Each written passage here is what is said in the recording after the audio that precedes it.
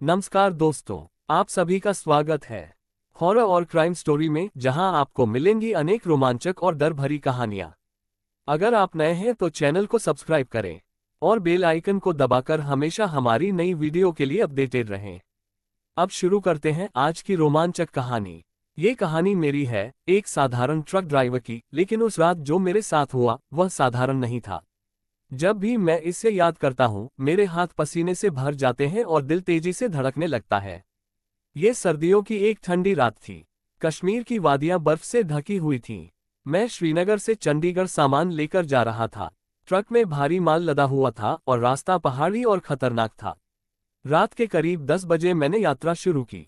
आसमान में घने बादल छाए हुए थे और हल्की बर्फबारी हो रही थी। रास्ता सुनसान था, चारों ओर सिर्फ अंधकार और बर्फ की सफेद चादर। रेडियो पर पुरानी गजलें बज रही थीं, जो उस सन्नाटे को थोड़ा कम कर रही थीं। ठंडी हवा खिड़की से अंदर आ रही थी, लेकिन वह हवा मेरे भीतर एक अजीब सा डर पैदा कर रही थी। मेरे साथ ट्रक में केवल मेरा थमस और एक पुरानी लालटेन थी। उस रात का माहौल ऐसा था जैसे प्रकृति खुद किसी अनहोनी की चेतावनी दे रही हो। जब मैं बनिहाल के पास एक घुमावदार मोड़ पर पहुंचा, मुझे पहली बार एहसास हुआ कि कुछ गलत है। सड़क के किनारे एक महिला खड़ी थी। उसने सफेद साड़ी पहन रखी थी और उसके बाल उसके चेहरे पर झूल रहे थे। उस समय मेरी सांसें थम गईं। मैंने सोचा कि यह कोई यात्री होगी जो मदद मांग रही है। मैंने ट्रक धीमा किया और उसे पास से देखा। उसकी आंखें सामान्य नहीं थीं, उनमें अजीब सी चमक थी और होठों पर हल्की मुस्कान थी, एक ऐसी मुस्कान जो डरावनी थी लेकिन रहस्यमयी भी। मैंने अपनी खिड़की से पूछा, मैडम, यहाँ इस समय आप क्या कर रही हैं? वह चुप रही। उसने मेरी तरफ देखा और फिर अचानक मेरे ट्रक की ओर इशारा किया। मुझे अजीब लगा, लेकिन मैंने सोचा शायद उसे लिफ्ट चाहिए होगी। जैसे ही मैंने ट्रक के दरवाजे को खोला, वो महिला गायब हो गई। उस पल मेरी सांसें रुक गईं। ठंड के बावजूद मेरे माथे पर पसीना आ गया था। मैंने खुद को समझाने की कोशिश की कि यह मेरी थकान का नतीजा होगा। मैंने ट्रक स्टार्ट किया और आगे बढ़ गया, लेकिन कुछ ही दूरी पर मुझे फिर वही महिला सड़क के किनारे खड़ी दिखी। इस बार उसकी मुस्कान पहले से ज्यादा डरावनी थी। उसकी आंखों में ऐसा भाव था जैसे वह मेरे हर कदम को देख रही हो, मुझे चुनौती दे रही हो कि मैं उसके पास जाऊं या उससे बचकर निकल जाऊं। मैं तेजी से ट्रक चलाने लगा, लेकिन रेडियो अचानक बंद हो गया और ट्रक के अंदर सिर्फ मेरी दिल की धड़कनें सुनाई देने लगी, जैसे मेरा दिल खुद मुझे चेतावनी दे रहा हो कि कुछ बड़ा होने वाला है। रास्ते में एक सुनसान पुल आया। जैसे ही मैं पुल पर पहुंचा, ट्रक अपने आप रुक गया। मैंने बार बार उसे स्टार्ट करने की कोशिश की, लेकिन इंजन ने जवाब नहीं दिया। चारों तरफ सन्नाटा था, इतना गहरा सन्नाटा कि वह मेरे भीतर तक उतर गया था। तभी मैंने अपने ट्रक के शीशे में देखा, वह महिला ठीक मेरे पीछे खड़ी थी। उसकी आंखें अब लाल हो चुकी थीं और उसके बाल हवा में लहरा रहे थे, जैसे वह किसी अदृश्य शक्ति से जुड़ी हो। उसकी मौजूदगी ने मेरे शरीर को ठंडा कर दिया था। डर ने मुझे जकड़ लिया था, जैसे मैं किसी जाल में फंस चुका हूं। डर के मारे मैंने दरवाजा खोलकर बाहर छलांग लगाई। बर्फ में फिसलते हुए मैं ट्रक से दूर भागा, लेकिन वह महिला मेरे पीछे पीछे आ रही थी। उसकी चाल धीमी थी, लेकिन उसकी हंसी मेरे कानों में गूंज रही थी। वो हंसी ऐसी थी जो किसी को पागल बना सकती है। भागते भागते मैंने एक पुरानी झोपड़ी देखी और उसमें छिपने की कोशिश की। झोपड़ी में घुप अंधेरा था। अंदर जाने के बाद मैंने दरवाजा बंद किया और सांसें थाम लीं। तभी झोपड़ी के कोने से एक आवाज आई, यहाँ छिपने से कुछ नहीं होगा, वो तुम्हें ढूंढ लेगी। मैंने पीछे मुड़कर देखा, एक बूढ़ा आदमी झोपड़ी के कोने में बैठा था। उसकी आंखें गहरी थीं और चेहरे पर अजीब सी उदासी थी, जैसे उसने बहुत कुछ सहा हो। उसने कहा, तुमने उसे रोकने की कोशिश की, अब वह तुम्हारा पीछा नहीं छोड़ेगी। उस बूढ़े आदमी ने मुझे एक पुरानी माला दी और कहा, यह तुम्हें कुछ समय के लिए बचा सकती है, लेकिन ये रास्ता मत छोड़ना, वरना उसका श्राप तुम्हें घेर लेगा।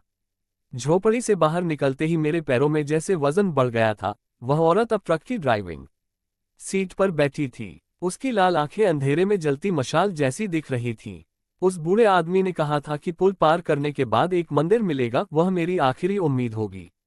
जब मैं मंदिर पहुंचा तो वहां सिर्फ एक बड़ी घंटी लटक रही थी, लेकिन जैसे ही मैंने घंटी छूने की कोशिश की, वह महिला हवा में तैरते हुए मुझ पर झपटी। जैसे ही मेरा हाथ घंटी तक पहुंचा, माला ने चमकना शुरू कर दिया। एक तेज रोशनी मंदिर के अंदर फैल गई, जिससे वह महिला पीछे धकेल गई। उसकी चीख पूरे जंगल में गूंज गई। मैंने पूरी ताकत से घंटी को खींचा और उसकी गूंज ने मंदिर के आसपास की सारी छाया गायब कर दी। वह महिला अब जमीन पर गिरी हुई थी, उसकी शक्ति खत्म हो चुकी थी।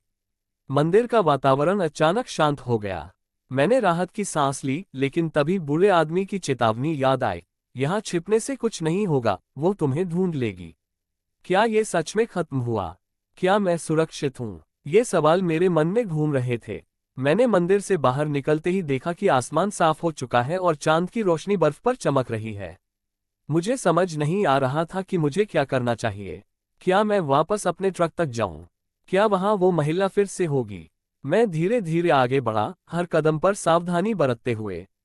जब मैं अपने ट्रक के पास पहुंचा तो देखा कि सब कुछ सामान्य लग रहा था। ट्रक वहीं खड़ा था, इंजन भी चालू था। लेकिन जैसे ही मैंने दरवाजा खोला, मुझे एहसास हुआ कि अंदर सब कुछ बदल चुका है। ट्रक का इंटीरियर्स बर्फ से ढका हुआ था और रेडियो फिर से चालू हो चुका था, लेकिन इस बार उसमें कोई आवाज नहीं आ रही थी। मैंने खुद को समझाने की कोशिश की कि यह सब केवल एक बुरा सपना था, लेकिन मेरा दिल जानता था कि यह सच है। मैंने अपनी आंखों को बंद किया और गहरी सांस ली। मुझे अपने डर का सामना करना होगा। तुम्हारी शक्ति मुझ पर काम नहीं करेगी, मैंने खुद से कहा। फिर मैंने अपनी आंखें खोली और सीधे उस महिला की ओर देखा जो फिर से सामने आ चुकी थी। इस बार उसकी मुस्कान पहले से ज्यादा डरावनी थी। तुम्हारे पास भागने का कोई रास्ता नहीं, उसने कहा। मैं हमेशा तुम्हारे साथ रहूंगी। नहीं, मैंने चिल्लाया। मैं तुमसे डरता नहीं हूं। जैसे ही मैंने ये कहा, माला फिर से चमकी और एक तेज रोशनी चारों ओर फैल गई। वह महिला चिल्लाई और पीछे हट गई। तुम्हारी शक्ति मुझसे ज्यादा मजबूत नहीं है, मैंने कहा। उसकी हंसी अब डरावनी नहीं लग रही थी, बल्कि वो अब कमजोर लग रही थी। तुम्हारे साहस ने तुम्हें बचाया है, उसने कहा, लेकिन यह अंत नहीं है। महिला धीरे धीरे गायब होने लगी और उसके साथ साथ जंगल का अंधेरा भी मिट गया। आसमान साफ हो चुका था और चांद पूरी तरह चमक रहा था। मैंने राहत महसूस किया, लेकिन साथ ही यह भी समझा कि यह केवल शुरुआत है। मेरे लिए जीवन अब पहले जैसा नहीं रहेगा। जब मैं वापस चंडीगढ़ जा रहा था तो सोचता रहा कि क्या ये सब सच था या केवल मेरी कल्पना। लेकिन जितना भी मैं सोचता रहा, मुझे यकीन हुआ कि असली डर कभी खत्म नहीं होता, ये हमेशा हमारे भीतर रहता है। कुछ महीनों बाद जब मैं फिर से उसी रास्ते पर यात्रा कर रहा था तो मुझे एहसास हुआ कि उस रात ने मुझे बदल दिया है। अब मैं हर परिस्थिति का सामना करने के लिए तैयार हूं, चाहे वो कितना भी डरावना क्यों न हो। अब जब भी मैं रात को अकेला होता हूं तो उस महिला की याद आती है। लेकिन अब मैं उसे डराने वाली नहीं, बल्कि एक चेतावनी मानता हूं, एक याद दिलाने वाली कि हमें अपने डर का सामना करना चाहिए।